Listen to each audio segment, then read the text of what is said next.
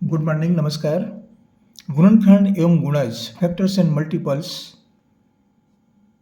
ये अध्याय का नाम है। ये कक्षा छठी के विद्यार्थियों के लिए। कक्षा छठी में इस अध्याय से संबंधित गुणनखंड या गुणज से संबंधित जो जानकारियाँ हैं वह गणित विषय के अंतर्गत बताई जाती है। ये प्रश्न हमने कक्षा छठवीं का जो पाठ्य पुस्तक निगम है, छत्तीसगढ़ पाठ्य पुस्तक निगम जो किताब है जारी होती है गवर्नमेंट से, शासन से, उस किताब से मैंने ये प्रश्न लिया है और ये प्रश्न हम कक्षा छठी के विद्यार्थियों के लिए जारी कर रहे हैं। क्या प्रश्न है? एक विद्यालय की कक्षा 6, 7, 8 में क्रमशः 220, 176 तथा 132 छात्र हैं। अधिक से अधिक छात्रों के समूह बनाएं जो प्रत्येक कक्षा में बन सके तथा प्रत्येक समूह में छात्रों की संख्या समान हो। तो देखिए यहाँ पर कैसे हल करें।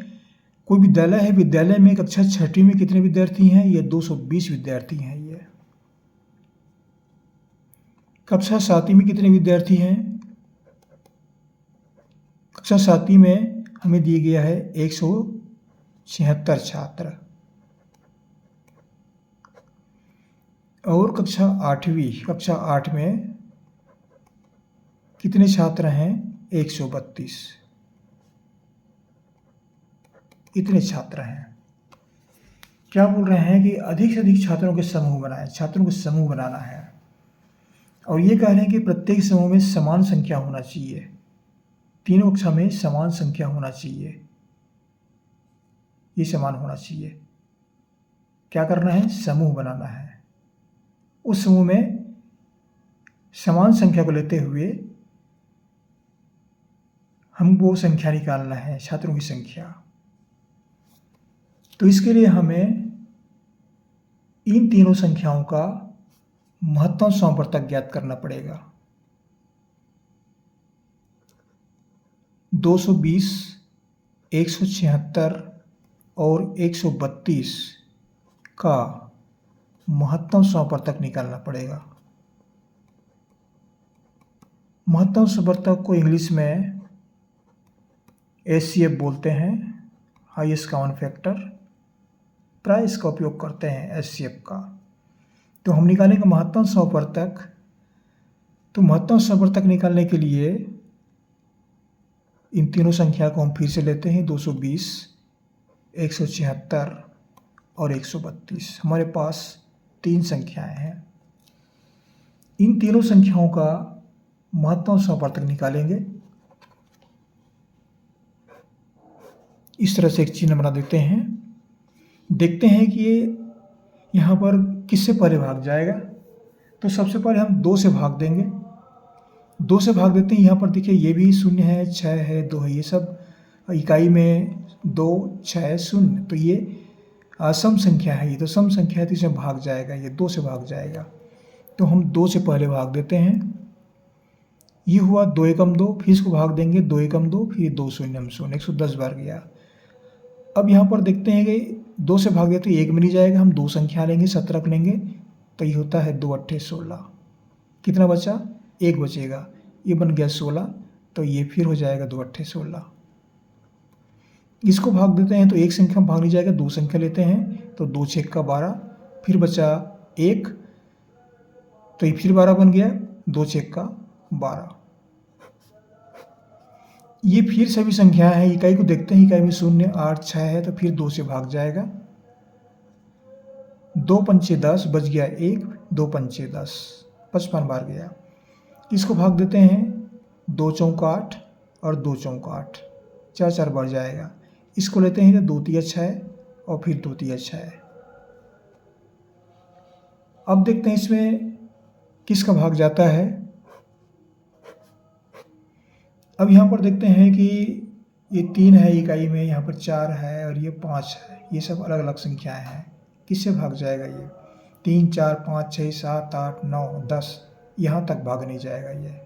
तो किससे भाग जाएगा? केवल 11 से भाग जाएगा।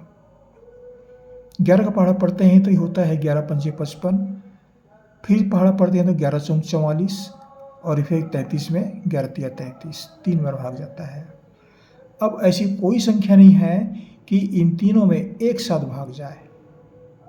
हमको ऐसे महत्तम समवर्तक निकालने के लिए क्या करते हैं कि जितनी संख्याएं दी गई हैं वो सभी संख्याओं में एक साथ भाग जाना चाहिए। तो ऐसी कोई संख्या नहीं कि तीनों में एक साथ भाग जाए, केवल एक को छोड़कर।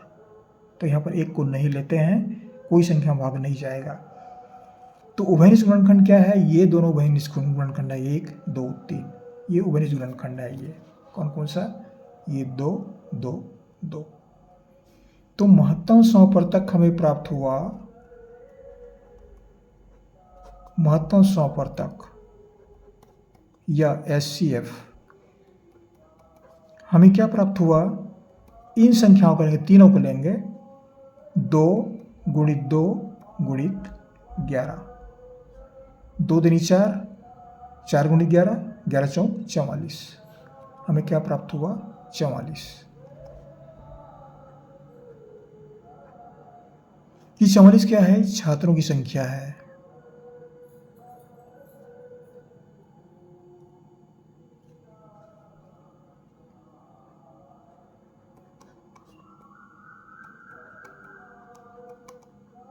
मतलब तीनों क्लास में 44 छात्रों के समूह बनेगा,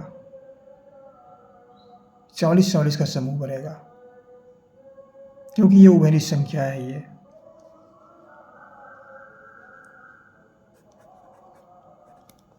ये हमें प्राप्त हुआ, 44 छात्रों के समूह बनेंगे ये।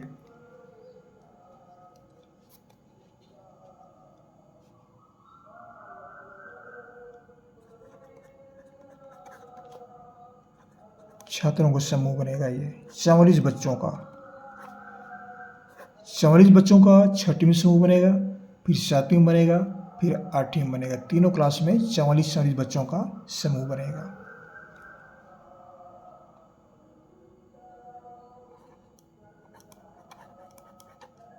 ये इस प्रश्न का उत्तर है। इस तरह से आसानी से आना चाहिए कि इस प्रश्न को हल किया जा सकता है। और जहाँ से पढ़ रहे जरूर कमेंट्स कीजिएगा। हमारे चैनल को सब्सक्राइब करना ना भूलें, सब्सक्राइब अवश्य कर दीजिएगा। आपको हमारी ओर से बहुत बहुत शुभकामनाएं। अगले वीडियो में फिर मुलाकात होगी, फिर पढ़ेंगे। Thank you.